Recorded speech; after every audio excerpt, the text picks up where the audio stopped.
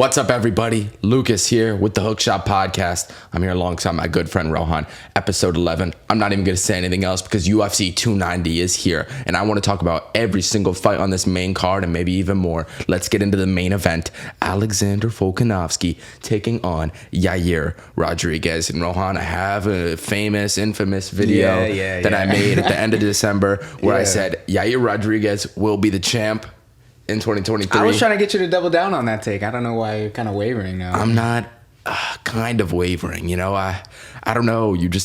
I guess I forgot how good Volk is. Like that matchup against Makhachev, I'm just like, damn, this guy's actually legit. Yeah. But the kicks of Yair, they're still going to give him problems. Mm-hmm. And what I was just telling you was the odds on this fight, insane. Yeah. Insane. What's he, +3? Plus 350, just horrible.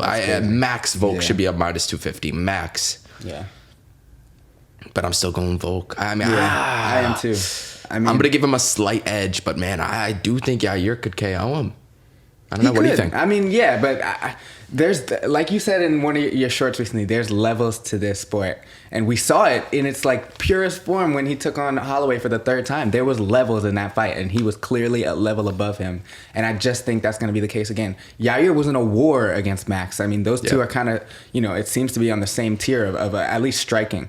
And Volk, man, like every time you think, because of the wingspan and the reach, he's not going to have the same, volume of striking, or he's not going to have the same effect at a distance. He just proves you wrong because he understands footwork. He understands how to use his speed to his advantage, and he is like the best striker in the UFC. And that's my opinion.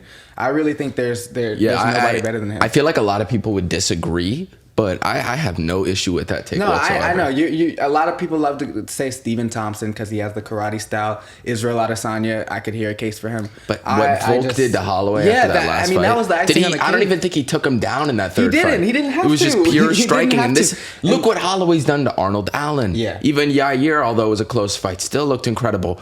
Calvin Kattar. And then Volkanovski makes him look like nothing, strictly on the feet in that third fight. Yeah. Man, I don't think that's a bad take at all, even though I feel like some people would disagree. It is crazy. And I just, I go back to that second fight between Alex and Max where it looked that, Max might have won. In my opinion, I thought Max won that fight.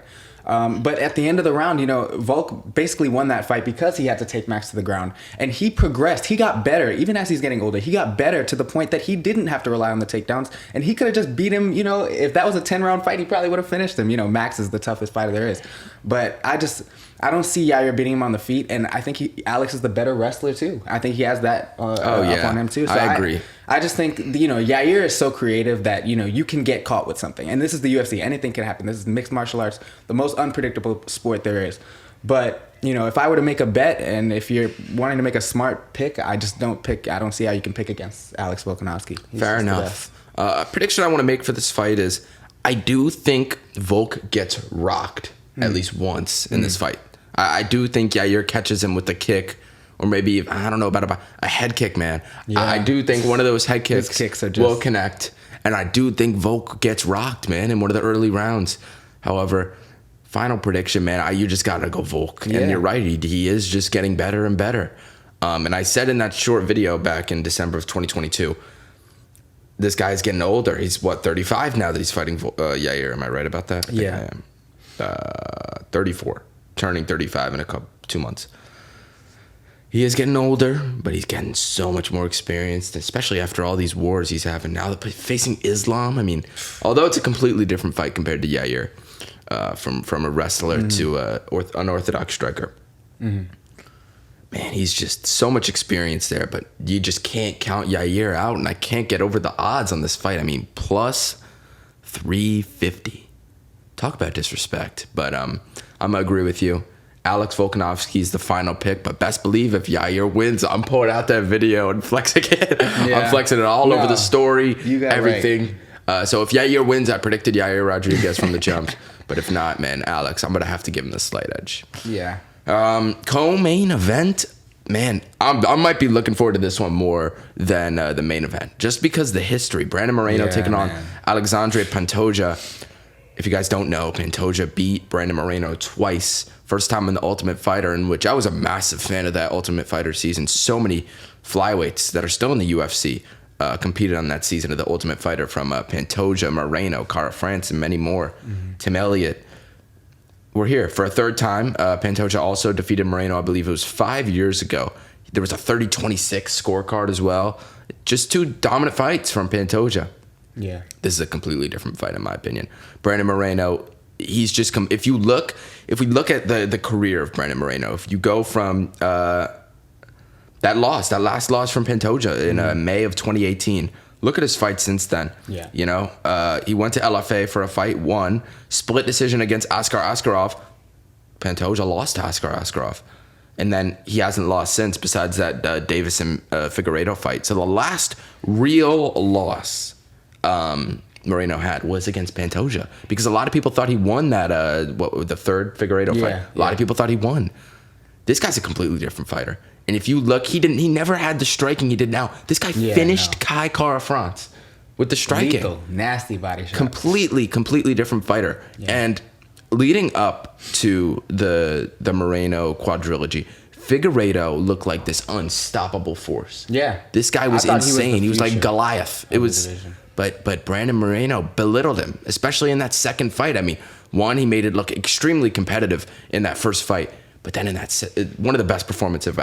That's the happiest I've ever been. That second fight when Moreno submitted Figueiredo. I know that Adesanya fight we watched, that's probably number 2, just because I was so happy. Just because I'm not even a massive Adesanya fan, just to see the story arc. Yeah, exactly. This has a chance to be, if Moreno wins, this might be the happiest I've ever been, just because, you know, another past situation. Plus, this is probably my favorite fighter in the UFC.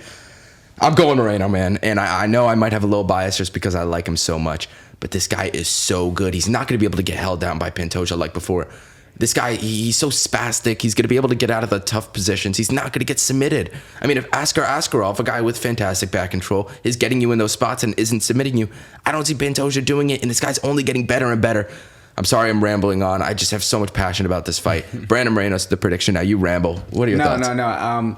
I 100% agree. I'm going to be behind Brandon Moreno 100%. The one thing I do question is, you know, we've seen a lot of recent fights, you know, specifically I look at a fight between Rose Namajunas and Carla Esparza where they took a long gap between fighting each other, but then it was the same result. And even with Izzy and Alex, before obviously Izzy knocked him out recently, but where Izzy and Alex didn't fight for a while, came back, and then Alex still beat him.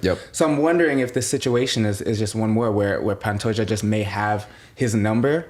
But I just think in this case, the strides that Brandon's made in his striking, especially, and in his ground game, he submitted Davis and Figueiredo when he, you know, wasn't, you know, looked to have the advantage there either.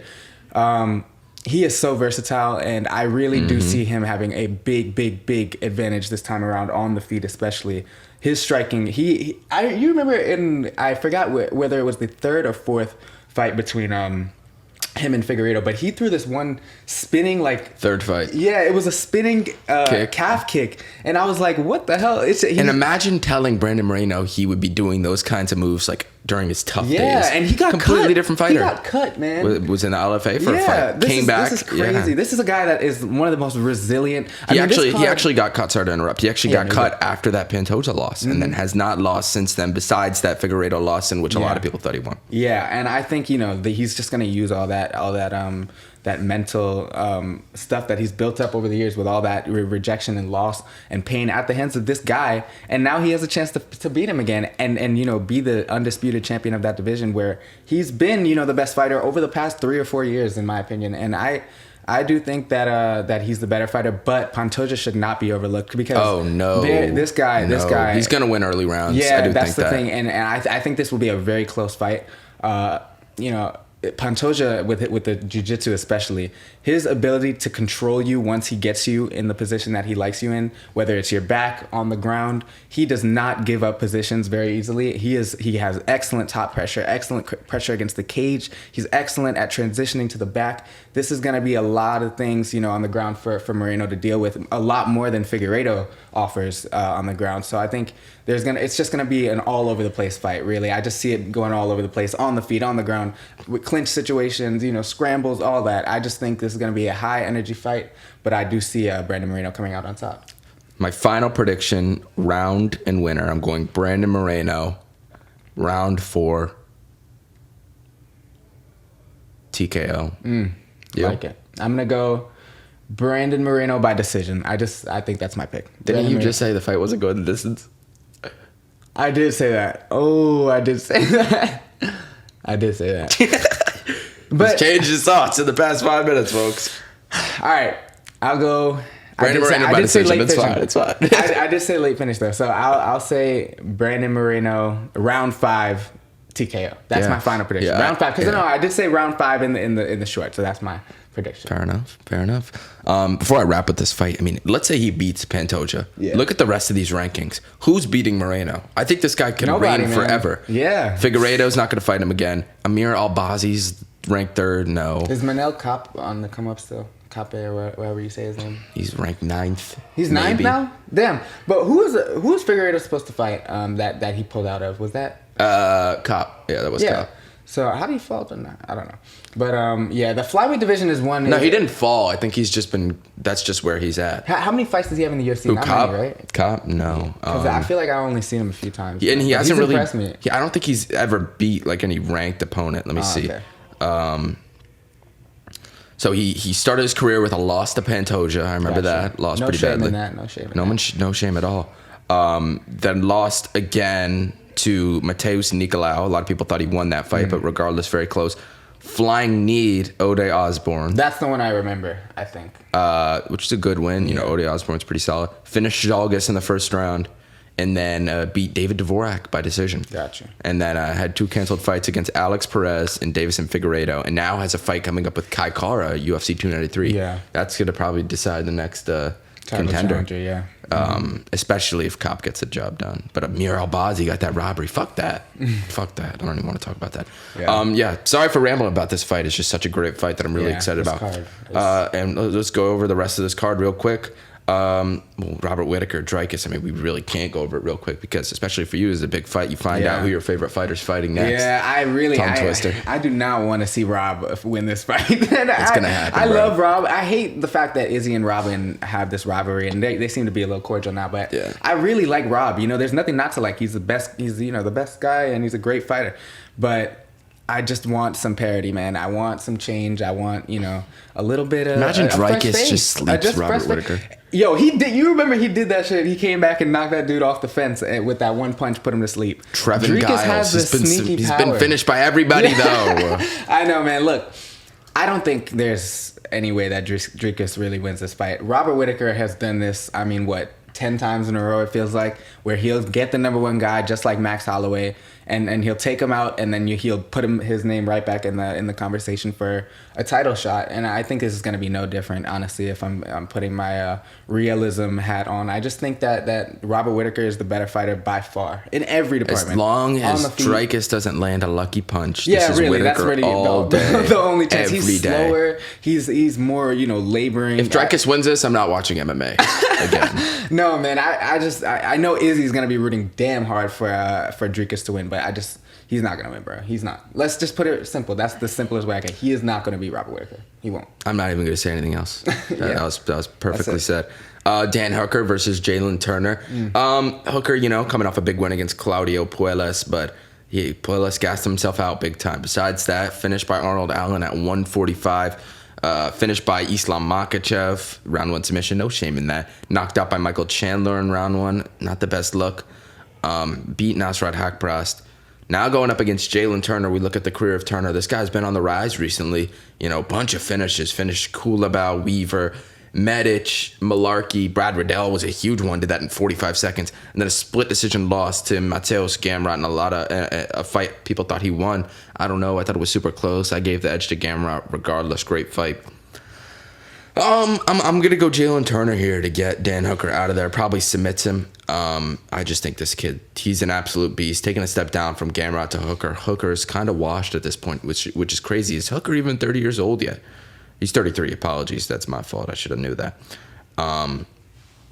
Regardless, though, no matter what Hooker's age is, he is kind of washed at this point. Had a nice win against Puelles. He does have momentum, but this is too big of a step up competition. I don't think Hooker hangs with this guy, Jalen Turner. I'm going to go Jalen Turner submission. Yeah, this seems like one of those gatekeeper fights for Dan Hooker. He's reached that point in his career, and it's sad, because I remember not back in the day, about 2-3 years ago maybe, but he fought Dustin Poirier, and arguably beat him, and that shit was insane. That was one of the best fights I ever seen in my life, and it just seemed like since And that probably point, took like 10 years off his life. that's really what it never is. been the same. That's it. He just never been the same, man. Right after that, he lost against Michael Chandler, I think it was, and then he really hasn't beaten anybody since then. I think Nasrat was his biggest win. Nasrat. But this is not a good spot for Dan Hooker. Jalen Turner is a nightmare stylistically. I think he's going to try to take this fight to the ground and look for a sub early, but he's very, very good on the feet as well. And Dan, just as he's aging, he's getting really, really slow. And I think that fight against Arnold Allen really, really, emphasized that point for me. Just looking at him in that fight, he didn't look like he was supposed to be in there with Arnold Allen. And I just think, Jalen Turner's on the rise. He's on the come up. The UFC are trying to give him, favorable matchups that he can, slowly but surely make his way up the rankings. And I think this is just going to be the next step on the ladder for him. I think he takes out Dan Hooker with not ease, because Dan is a warrior and he is a fighter at the end of the day. He's had some incredible wars, but I just think Jalen is better at this point in their careers. So I'll take him by a sub. Yeah, agreed. Just really quickly, Bo Nickel versus debutant Valentin Woodburn, stepping in on 4 days notice. Yeah, Should everybody's be Nickel. trying to hype this new opponent. Everybody, aka that one dude you saw on no, Twitter. no, but what are the odds though? I mean, Bo, this should be light work, right? I'm for Bo? curious what the odds are. Let's see if they're out yet. What's the prediction before I look? I mean, Bo has to win this. What's the prediction? I'm gonna go Bo by second round sub. No, of the odds. The odds. Oh, prediction of the odds. I'd probably have they'd have him at like a minus 550. What is it? Are you serious? Minus 550. Minus 2,500, bro. Holy shit! But the fight against Gore, he was already like minus 1,000 something. Yeah, but this dude's undefeated. I mean, He's undefeated, stepping in on 4 days' notice. I mean, yeah, but people have this misconception about short notice fights. Shit. Like, it's not a short notice fight for both fighters. Like, it's like, oh, but this guy's been preparing for him the whole time while he's coming in on 4. No, nigga, they're both coming in on 4 days, bro. Like, they're both coming in on short notice. Like, neither fighter has time to prepare, really. So I think. Nickel round 1 submission. Let's move on. Yeah, whatever. Robbie Lawler retirement fight. Not even going to give a prediction. Don't give a fuck. Couldn't enjoy the fight. He's taking on Nico Price. I don't really care who wins. It's just gonna be a good one. Robbie is on his way out, but Nico's also on his way out too. I think this is like a retirement home fight. We'll see what happens. Oh yeah, just a barn burner, just excitement. Final fight we could talk about: Jack Della Maddalena versus Josiah Harrell. Another 1 week, stepping in on 1 week. What's the odds on that one? I want to see. Minus 900. Damn. Maddalena. But that makes sense, dude. That does make sense. This should be Maddalena all day, every day. And yeah. I mean, he was trying to beg the UFC for a new opponent. I wanted to see that Kevin Holland matchup really bad. Or Joaquin Buckley. I saw people like making fun of him for like even mentioning his name. But yeah, Jack is another one that's just he's on the rise for sure. I'm excited for his future. Yeah. Sorry we rambled on about UFC for so long, man, but this is a huge card. 290, baby. Such a big card. Real quick, let's go to NBA. Yes, James Harden, he's been the talk of the town. This guy requested a trade from the Philadelphia 76ers, but now he's at this Michael Rubin Hamptons party talking to he was invited by is Rubin the owner, part-time owner? I think. Well, he used to be affiliated with the Sixers, I think, but right now his title is like the CEO of Fanatics, so that's what he is. But he has connections with everybody. I mean, every celebrity. But the owner was already there. You saw them talking, cordial. Yeah. And I'm gonna make a prediction. He's not gonna get traded. Thoughts? I mean, this situation is not at all similar to the Ben Simmons situation. There's not bad blood between players and players here. Like Ben Simmons had beef with Joel, he had beef with the coaching staff. James doesn't have beef with anybody on any one of these players. What he's mad about is the money that he's lost during this whole year fiasco with Philly. He took a pay cut. If you guys remember last offseason, he took a pay cut to allow the Sixers to sign PJ Tucker so they had more depth. But in doing that, even before that, actually, let me backtrack. He turned down a $180 million extension with the Nets. That was before he even requested trade to Philly. Then he came to Philly, took a pay cut, and now Philly are trying to say, well, we'll re-sign you, but on a shorter deal with, less money. So he's saying, I've sacrificed enough for this team. I want my pay. Is basically what his problem is. But I don't think this is going to be a problem that's solved in like the next few weeks. I think this is going to drag out for as long as it takes, because Daryl Morey, the Sixers GM, he is not going to make this trade if the Sixers are not going to get value that in return that'll keep them in real title contention. But if Because- he does get traded, Embiid to the Knicks. That's the thing, right? And let me just say, before we get into this Embiid talk, he is the most important player in Embiid all to of the this Knicks. shit, bro. He is the MVP. He's the best player in any of these conversations. He is what this all centers around. And if this deal ends up happening and Philly either doesn't get, adequate return, or they're getting picks and role players like Covington from the Clippers and Morrison, that's not going to Covington. fly. And then I could see Embiid asking out. And I think Embiid to the Knicks would be incredible, and I think it makes sense. It makes so much sense, and they're makes already. I mean, sense. Leon Rose, the Knicks, And if that president, happens- is his former agent. Damn, really? They have I didn't know they that. have a lot of connections. He's friends with Brunson and Randall already. So, And if yeah. that happens, who called it from the beginning? You did If call it, but happens- I always said that was a possibility because I think if, and this is the thing with Joel, I think I don't think he ever asked out of Philly, at least not in this next few years, because I think he does see a lot in Tyrese Maxey and himself. Joel gets better every year, just like Tyrese does. So those two being in Philly, I think is enough, to build around and to add, pieces like a James Harden and like an aging superstar to help keep them in contention, but they have to get a deal for James Harden done that brings them back real value. They can't do a deal that gets them Covington and Morris and Trey Mann and picks. That is not going to work.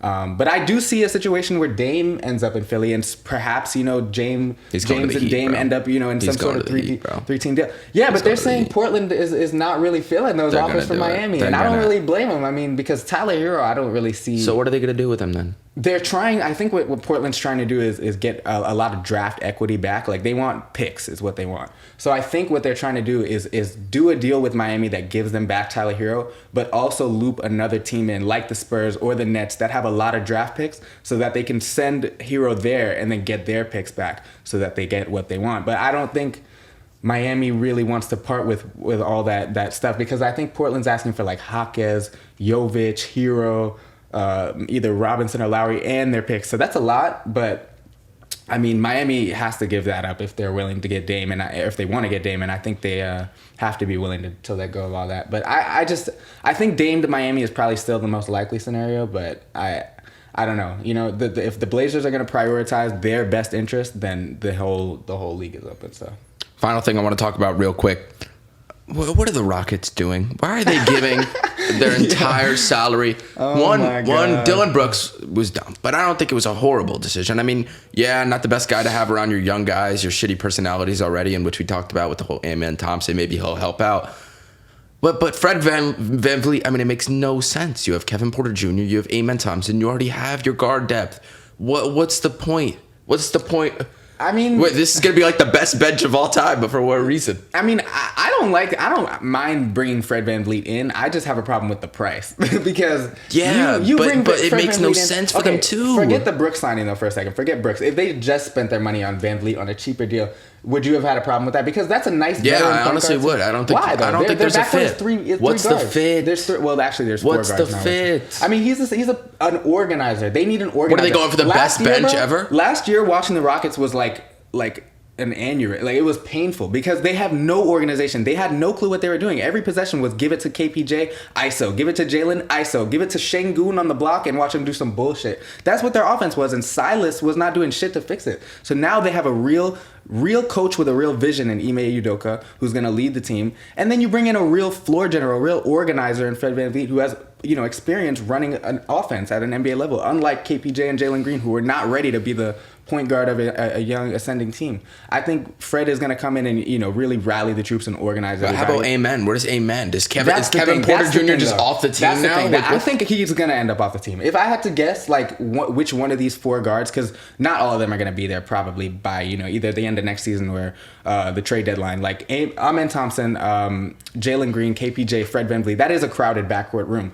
But I think the most likely to get cut out of that group is probably KPJ, just because I think he's just too much of a locker room issue.